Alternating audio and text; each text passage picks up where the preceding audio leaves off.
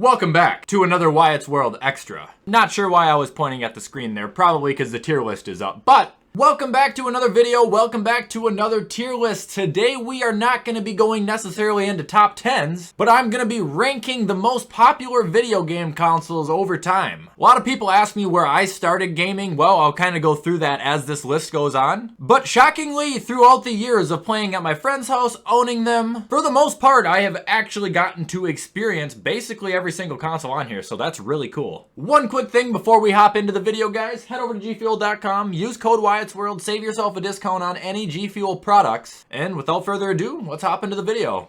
Okay, so here we are back at the tier list. As you guys know from my other channel, we've got to go through the ladder even though you guys already know how these work. So starting at the top, we've got the elite consoles. Below that, we've got the very well done consoles. Below that, we've got the consoles that I thought were just decent. Below that, we've got the consoles that were not my favorite. And obviously at the bottom, we've got ass. I don't think there's a lot of ass consoles, by the way. I think there's only like one or two of them, but we'll cross that bridge when we get there. So let's start off the list with the Sega Dreamcast. Weirdly, Sega is the one company that we never really got into in our house. We had Nintendo, we had Sony, and when it came out, we had Microsoft. We never really fucked with Sega in any way though. However, I have tried the Dreamcast at my friend's house time and time again, and I thought it was an okay console. I never thought it was the best. I always thought it was unique because their controller was like the first controller to ever have triggers and a toggle, let alone there was like a mini screen or chip that you could shove in the controller. You can kind of see it there. Not my favorite, not because it was bad, but I just didn't mess with it all that much. Moving on, we've got the Nintendo GameCube. Very well done, borderline elite. This console was amazing. I still have mine. It's in my storage bin. I just saw it the other day. I should have grabbed it. Look, it's Nintendo. The controller is never gonna make sense. It's like the N64. It's fucking stupid. You have a better chance of hitting the controller with a hammer than you actually do at understanding it. But once you did get the hang of it, the games and everything else, for the most part, I thought were actually really well done. The thing about Nintendo I don't get though, and their controllers, they never have A, B, X, and Y in the same spot. It's different. It's annoying. Moving on, we've got the Nintendo 64. This was my first console ever, okay? I don't really know what to do with this one. I feel like I like it, but it's nostalgically great. Like, I know the N64 is one of the most notorious consoles ever, but I feel like it's getting a little bonus points from me because it was my first ever gaming console, but screw it. I mean, that's kind of how it works. Not gonna say it was elite, but I thought it was a very well done console. The games didn't work. All you had to do was blowing them and jamming back in there. It would work just fine. And it's games like Mario Kart, Pokemon Stadium, Pokemon Snap, Yoshi's Story, Mario 64, Smash Bros, that kind of group that give me the childhood that I had.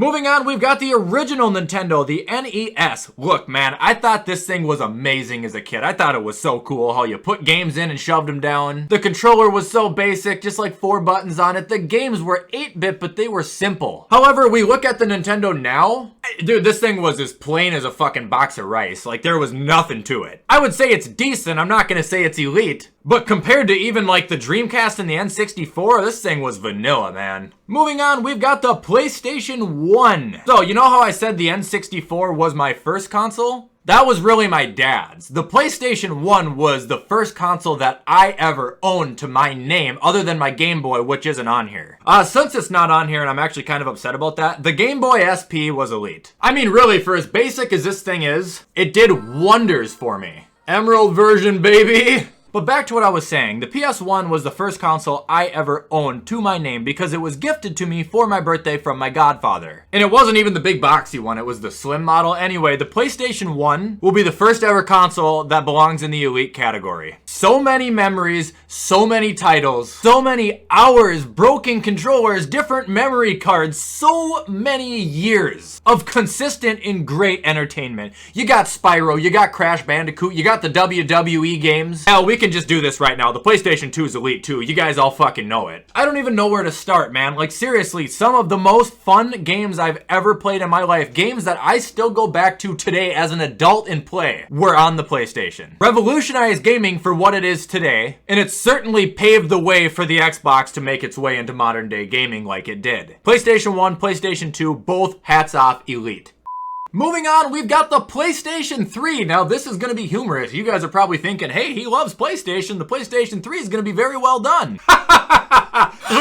The PlayStation 3 was horrible. Hey, I'm not going to say it was ass, but it was not good. The Xbox 360 dominated. There's no way to even try and argue that. Yes, the multiplayer was free, but everything else about that console was shit. shit. The online was not nearly as good or as smooth as the Xbox 360. The controller was not as good as the Xbox 360. The exclusives at the time were not as good as the Xbox 360. They didn't have Halo, and Halo was in its fucking prime. They had God of War and Killzone, whoop-de-doo. Seriously, other than the fact that it had the rechargeable controller and the Blu-ray player, I thought that console was a flop. It bombed. And I'm not gonna lie, we're gonna jump ship here and go right to the 360 because we're talking about it so much. But the obvious reason why I hate this console so much is because I owned a 360. And anybody who owned a 360, like I've just been ranting about, will tell you that this, in my opinion, is the greatest video game console of all time. All of my most played Call of Duties, all of my most played Halos, pretty much all of my most played games ever that aren't Spyro were on the Xbox 360. Controller was heavy duty. The online gaming was incomparable to anything else at the time. The graphics were outstanding. You could hop into Xbox parties and talk with your friends, which, by the way, you also couldn't do on PS3. You had to be in a specific game with them, which was stupid. Alright, and moving on, we've got the PlayStation 4. Now, I know this is going to be weird since I just screwed everything up by talking about the Xbox, but PlayStation 4 is what brought me back to PlayStation. Yeah, they made you pay for online, which was the one thing PlayStation had on Xbox, but it made their online so much better, so much more quality. And one thing I noticed because I had an Xbox One before I had a PS4 is how much better and smoothly sports games run on the PlayStation versus the Xbox, and that is still the case today. You know, I don't know if it's like the motherboard, I don't know if it's the graphics card, I don't know if it's the processor they used in it. But whatever they have in the PS4 versus the Xbox One, to me, really made it feel like it was a smoother running console than the Xbox One was, which was basically their attempt to make a console into a computer, and it fucking failed. Moving on, we've got the PS5, the most recent addition to the PlayStation family. I think it's elite. I think it's amazing. It's the ultimate gaming experience. You can do everything on it, besides play retro games, which I'm sure they will eventually implement. They really need to now, but the PS5 is amazing, and there is essentially no loading screens in it either. You are instantly getting put into online games or the next mission of the story that you are playing. My only complaint on it, I'm not gonna lie, I don't really care for the controller all that much. I think the design is cool. I think it's, you know, decently comfortable, but I don't like how Xbox-esque they tried to make this part where it's so, like, boxy in your hands now, man. Moving on, we've got the Sega Genesis. Very little did I play of this or the Saturn. Maybe we can rank them both because we did the Dreamcast right away. However, I'm not gonna lie, I thought the Genesis, every time I played it, was actually pretty fun. It was kind of like the Nintendo in the sense that it was just, you know, now that I look at it, it's super fucking outdated, and they didn't have a lot of exclusives other than Sonic to really compete with anything. But every time I got on the Genesis, it felt like I was playing something new, and it made me want to play it more. And then we had the Sega Saturn, which I'm not gonna lie, I thought that it was not my favorite because the controller had 6 fucking buttons on it. I only played it like once or twice, but it was just super goddamn confusing at the time. Like, it was completely unnecessary. Moving on, we've got the Super Nintendo. This is one of my favorite consoles ever too, because I think the games were just so fun. You know, it's the cross between the NES and the N64. It's when games were kind of starting to go, you know, 3D, but they weren't quite graphically there yet. You know, it was basically just a better version. It was literally just a Super Nintendo. It had a better version of the Ninja Turtles. It was Turtles in Time I played on that one. It had Mario Kart for the first time. It had Mario RPG, which was super fun. I'm gonna say it's very well done, just because, like, I have a fascination with it. I don't know why. Maybe it's just a little bit that I got to play it, but I'll always think that they're fucking awesome.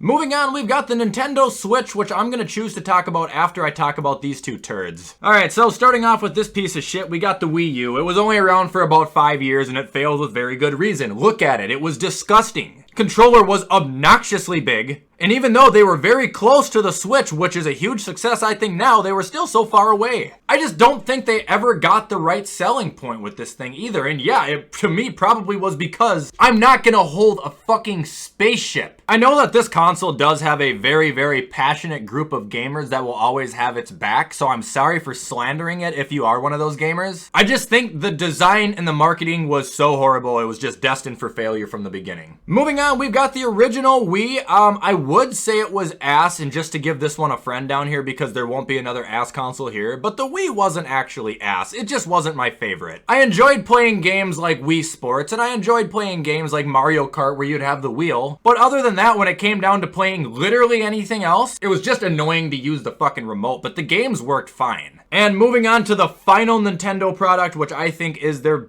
biggest success basically today. They were so close with the Wii U, but so far we've got the Nintendo Switch. I'll show you guys what they needed to do with the Wii U to make it successful. Oh, they hit it right on the head. For one, they didn't make it 80 pounds. For two, this becomes a dock or a TV that you can put somewhere and play with a controller. It's all in one. You see what I'm saying here? There's no fucking console to put a disc in. Oh, you're done gaming on the couch and you want to take it in the car with you? Boom, you're good to go. I think that the Switch is amazing. I won't put it in Elite because the games that are on the Switch, I don't play as often. They're games that I'll play once a year and then come back to, you know, another year later and play once and then shut it off for another year. But I will say everything about this console from when I do play it, it's excellent. Moving on, we got the Xbox One. It's actually the Xbox that took me out of Xbox. I thought it was horrible. You kind of heard me rant about it earlier when I was talking about the PlayStation. They tried to make this thing a computer. It's not a computer. It's a console. To me, it ran slow, clunky, laggy, and it just looked like shit. Moving on, we've got the Xbox Series X, which I do have now. If you guys didn't know that, I got an opportunity to pick one up like 3 weeks ago. I think they're good. I don't think they're as good as the PlayStation. Very, very similar to the Xbox One. Now, it does run a little bit smoother, so I will say it's well done, but the games still do not load up as quick as the PlayStation 5. There is still a ton of loading screens, and from what I've played on NHL on the Xbox, that game has a ton of bugs in it, and they haven't tried to fix it one time, so I'm going to assume that sports games are also trash. And last but not least, we've got the OG Xbox. My brother picked one of these up. He played it a ton more than I did as a kid. Now, I did get to play it a fair amount at my neighbor's house, or with my brother, but to me, it was always kind of decent. I preferred the PS2. Matter of fact, unless I was playing Halo or Fusion Frenzy, I didn't ever pick up an Xbox controller because I didn't care to. Graphically, I definitely think kickstarted the generation of gaming we have today, but I thought the controller was horrible and the PlayStation 2 was just better. And there you guys have it. That is my ranking for every video game console. I hope you guys liked this video. If you did, you already know what to do. Comment, like, subscribe, turn that bell on. I do my absolute best to post on this channel as often as I can. If you guys want to see me rank something else in a tier list, give me suggestions below. Like I said, I'm all ears. This was a recommended video multiple times. It just took me a while to get to it. With all that stuff being said, though, I'm going to hop off and get this shit edited so you guys can watch it on time. I hope you all have a fantastic rest of your week, and as always, I will see you the next time I upload.